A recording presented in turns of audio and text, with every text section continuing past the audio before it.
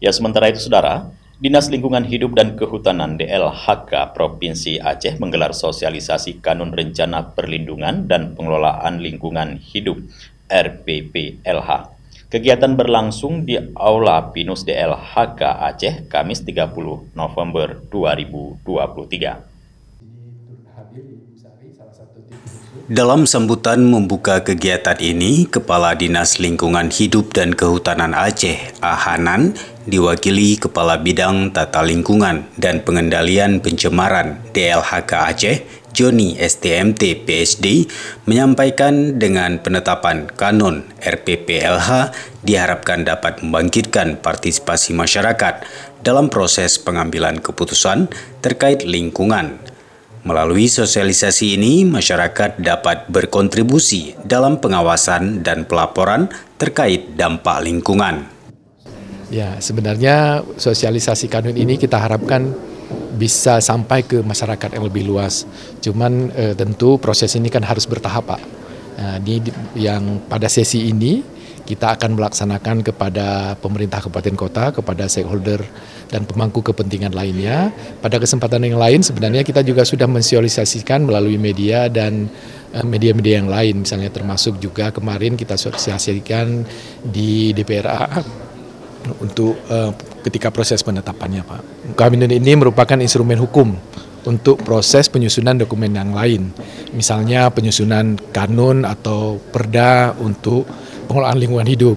Demikian juga untuk sebagai dasar pedoman dalam penyusunan dokumen KLHS bagi revisi RT/RW, bagi penyusunan KLHS untuk RPJP dan RPJM. Dengan adanya Kanun Nomor 1 tentang Rencana Perlindungan dan Pengelolaan Lingkungan Hidup Aceh, seluruh elemen masyarakat dapat bersatu melaksanakan ketentuan dalam kanun yang telah ditetapkan pada bulan Mei tahun 2023 ini. Bahwa ini merupakan kanun yang sangat penting. Kita ketahui kalau kita lihat dari menimbang kanun ini aja, pertama lingkungan itu yang sehat, hak azazi bagi semua warga negara Indonesia.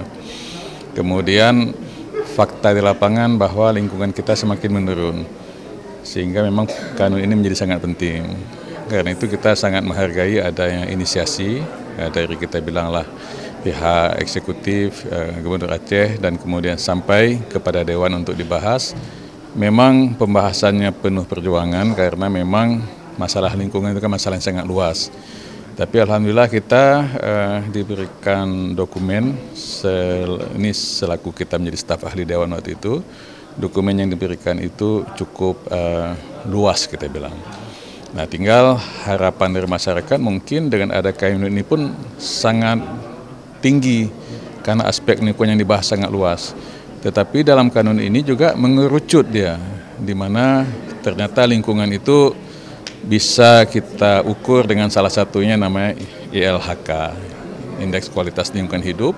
Jadi inilah yang mungkin Pak Joni dan kawan-kawan di sini membantu mengontrol supaya target ILHK Aceh ke depan itu bisa tercapai. Penyusunan RPPLH merupakan salah satu langkah konkret dalam mewujudkan adanya perencanaan lingkungan yang berkekuatan hukum untuk melengkapi perencanaan pembangunan seperti RPJM dan perencanaan spasial atau tata ruang. Pemerintah, swasta, dan masyarakat memiliki peran menjalankan amanah pembangunan dan lingkungan hidup. Jadi RPPLH ini membantu kita untuk melihat apa yang terjadi 10 tahun nanti, 20 tahun nanti, 30 tahun nanti. Jadi dia skenario sebenarnya, apa yang harus kita lakukan, apa yang harus kita waspadai dari sekarang. Jadi sebenarnya dokumen ini, kalau kita lihat dia bersifat kualitatif ya Pak, abstrak. Yang diatur juga tidak terlalu detail kayak, kalau Bapak lihat dokumen RTTR dia kan sangat detail, RT/RW. Tapi di RPPLH ini dia cuma pada tataran filosofis.